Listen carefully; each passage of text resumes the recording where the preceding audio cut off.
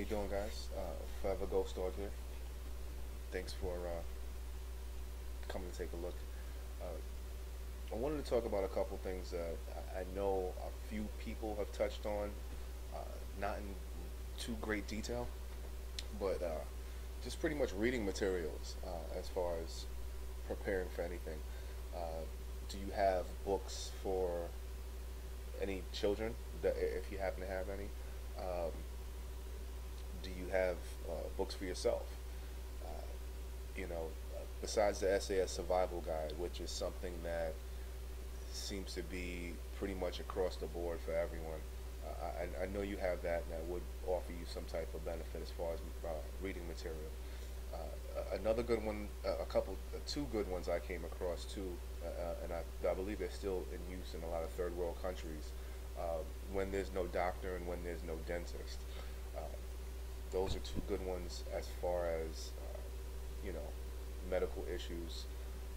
They've been in use for a long time. They've just been revised because they were done in various languages, and I know you could get those online. Uh, so just food for thought for that, in case you haven't really thought about that side of it, and then maybe that might help you adjust some things regarding your preps as well. A few things I wanted to know, as far as prepping, when you started for yourself, did you tell your family or your friends that you were prepping?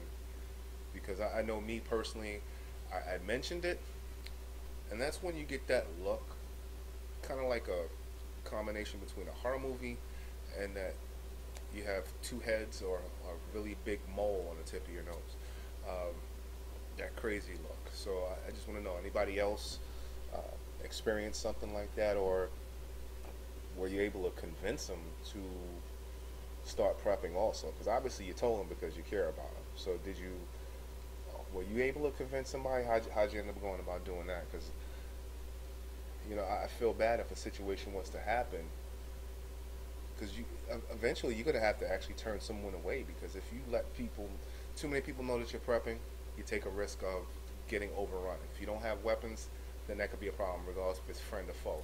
Um, and if you don't tell them, you're gonna feel bad, because if they're knocking on your door, you're gonna be able to be strong enough to turn them away. Because if you do without, and your family or loved ones do without, then everything falls apart.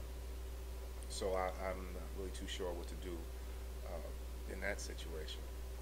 And I know another thing that I wanted to touch on was a couple of things, especially with what's going on right now over there in Israel. And I was just watching the news about it, actually. And I know there's quite a few things that scare people, which is why everyone preps. Well, what is a couple of things that scare you the most? Me personally, it's just not being redundant enough, not having a backup of something just in case. If a stove fails, you have a backup one. If a lighter fails, of course, you're going to have a couple. Things like that. What are some things that might concern you also? Because I mean, across the board, especially with everything happening on the news and a deficit, and things are happening. Things are going to get to the point where they're really bad. Unemployment all-time high, food stamp usage all-time high. Uh, it doesn't seem like a lot of plans they put in place are even working anymore, which is unfortunate. Um, and another thing too, has anyone other than me? I've had a couple hiccups in the road as far as prepping.